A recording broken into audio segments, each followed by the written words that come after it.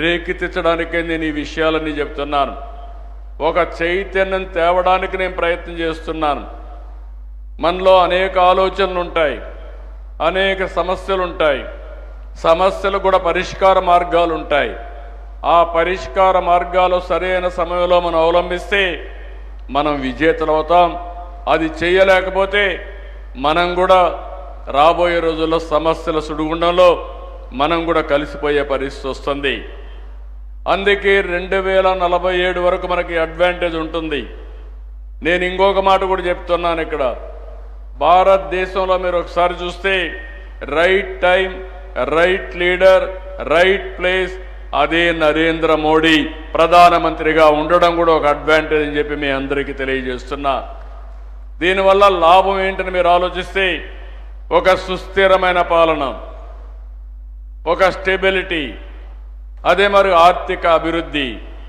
అదే కాకుండా మొన్నే మీరు ఒకసారి ఆర్టికల్ చూస్తే ప్రపంచంలో ఇన్క్లూజివ్ గ్రోత్ రేట్లో మనం 4వ ప్లేస్లో ఉన్నాం.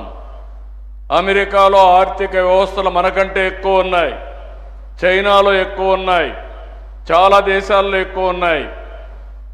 అలాంటి తక్కువ ఉండే దేశంలో 4వ ప్లేస్ భారతదేశం ఉందంటే నేను గర్వపడుతున్నానని చెప్పి కూడా నేను మీకు తెలియజేస్తున్నా. దీన్ని ఇంకా కూడా మనం కరెక్ట్ చేసుకునే అవకాశాలు ఉన్నాయి. ఇప్పుడే ఎకనామిక్ అడ్వైజర్ ఇక్కడ ఉన్నారు ప్రధానమంత్రి గారికి. వారికి ఒకటే విజ్ఞప్తి చేస్తున్నా, మనం తీసుకునే పబ్లిక్ పాలసీలు, మనం తీసుకునే విధానాలు ఆర్థిక అసమానతలు తగ్గించి అందరికీ మెరుగైన జీవన ప్రమాణాలు ఇవ్వగలిగితే అదే నిజమైన స్వాతంత్రం, అదే నిజమైనటువంటి సుస్థిరత. దానికి దోహదం చేసే విధంగా వారు ముందుకు పోవాల్సిన అవసరం ఉంది.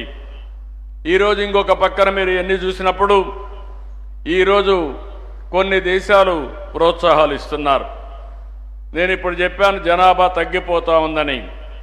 ఈరోజు జపాన్ చూస్తే పిల్లలు స్కూల్ వెళ్ళే వరకు చైల్డ్ కేరే సేవలు అందిస్తుంది, పిల్లల చదువుకు ఆర్థిక సహాయం చేస్తుంది, లేదా పూర్తిగా ఉచిత విద్యను కూడా అందిస్తూ ఉంది. ఫ్యామిలీ ఫ్రెండ్లీ పని విధానాల పేరుతో కుటుంబానికి అనువుగా జాబ్ చేసే విధానాన్ని మార్చే పరిస్థితి తీసుకొచ్చారు. ఇప్పుడు కూడా మన వాళ్ళు చాలామంది సజెషన్ ఇచ్చే పరిస్థితికి వచ్చారు. ఎక్కువ మంది పిల్లలుంటే ఇల్లు కట్టుకోవడానికి ఆర్థిక సహాయంతో పాటు తక్కువ రెంట్తో అద్దెకు కూడా ఇండ్లు ఇచ్చే పరిస్థితికి వచ్చారు. ఇంకొక పక్క దక్షిణ కొరియా మీరు ఒకసారి చూస్తే పిల్లలు కన్న వారికి నెలవారీగా ప్రత్యక్ష నగదు బహుమతులు ఇస్తున్నారు, వివాహం కాన్పులకు సహాయం చేస్తున్నారు, ఐవీఎఫ్ గర్భధారణకు ఆర్థిక సహాయం చేస్తున్నారు.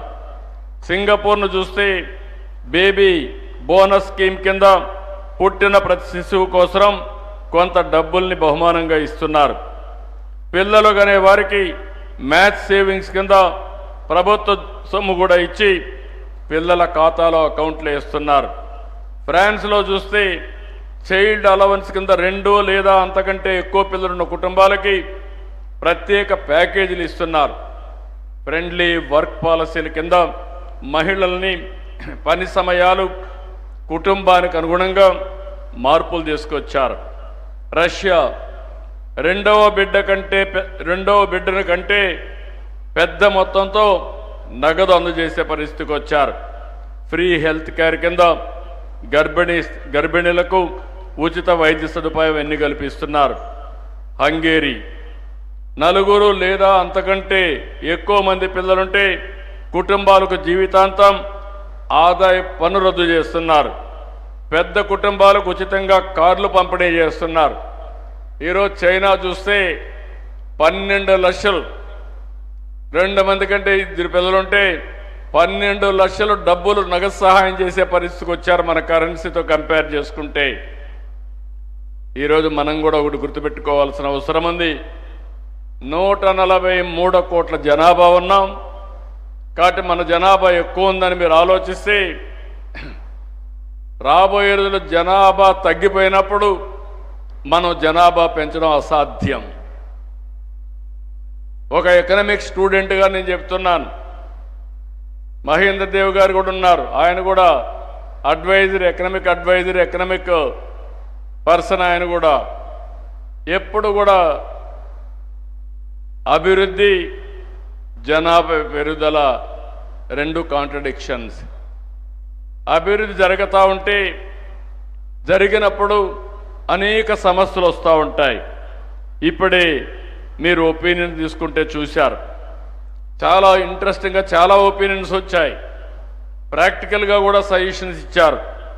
ఇక్కడ మీరు చూస్తూ ఉంటే ఎంతమంది పిల్లల్ని, how many children do you think is ideal for a family in Andhra Pradesh అంటే టుడేస్ రిలవెన్స్ అంటే 67.41% ఇద్దరుండాలని. అదే సమయంలో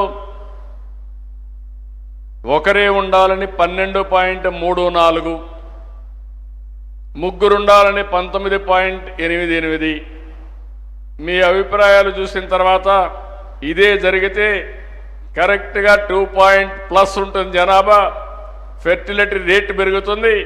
దీనివల్ల జనాభా సమస్య రాదు, నిర్వహణ పర్ఫెక్ట్గా జరుగుతుంది. దీన్ని అమలు చేయాలంటే మాత్రం ఇంకా మన దగ్గర సొల్యూషన్ కూడా లేదు. ఒకవేళ మనం ఏ పాలసీలు ఇచ్చినా అవి ఏ విధంగా